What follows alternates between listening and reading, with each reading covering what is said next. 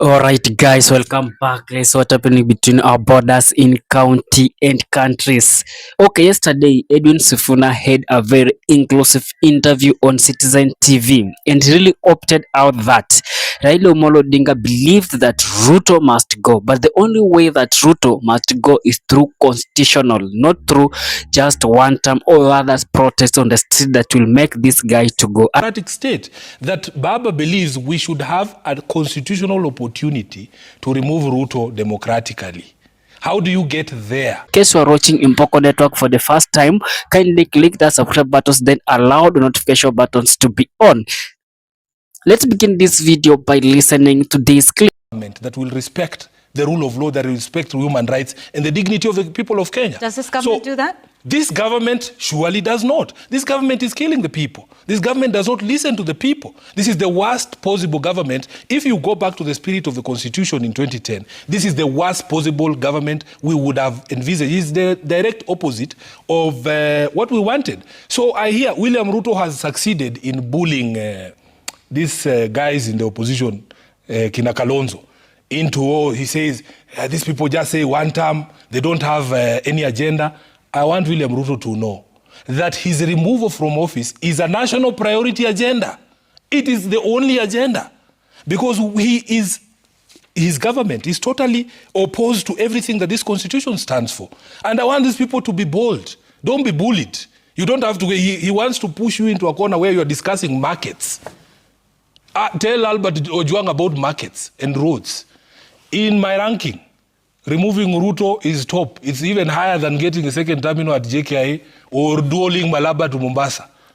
And how would we do that? That's what I'm saying. Yeah. That's what I'm saying. Let's talk about that because there's those calls for one term. Yeah. The president, on the other hand, calls those calls unconstitutional. They are not unconstitutional. So, these terms are granted by the public. I've told you we are the sovereign. Yeah. If we decide to give you one term, we will give you a term. If we decide to give you half a term, we impeach you.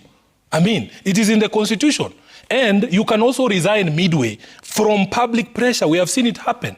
We have seen it happen that governments have collapsed under the weight of the pressure of the people. Because once people have rejected you, they have rejected you. It is a constitutional way to remove somebody midterm.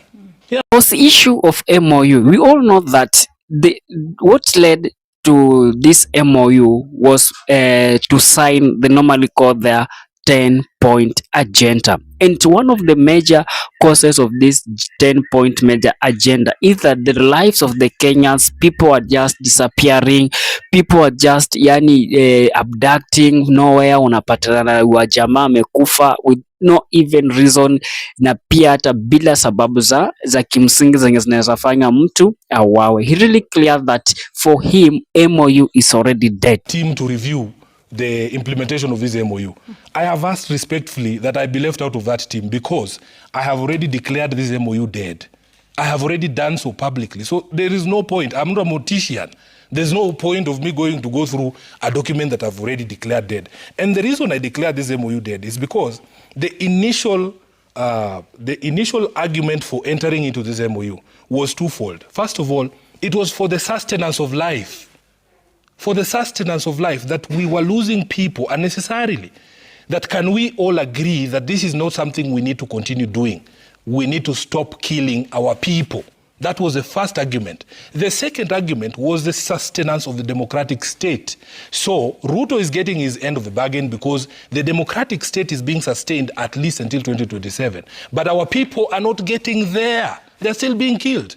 So on the day that Albert Ojwang dies in a police cell, to me, this agreement is dead because it doesn't matter what else you do, Albert will not be able to enjoy that. Happy with Rigathi Gachagua to take away the mountain votes from William Ruto. He only believes that hizi votes zote zikitolewa kwa mlima zirudi upande ingine, there as the ODM party, they will now sponsor a candidate in 2027. Let me say that candidate might be Raila Amolo Odinga, so that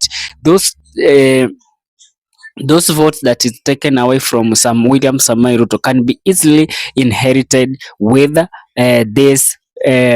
can be inherited easily with Raila Amolo Odinga. I'm very sure that at the end of that speech, I'm very sure that at the end of that interview, even those people who are in Statehouse State House and still depending on Raila Amolo Odinga for William Ruto re-election is they have now drawn their mind. Now they are now thinking on other way on how their master will be 2 term.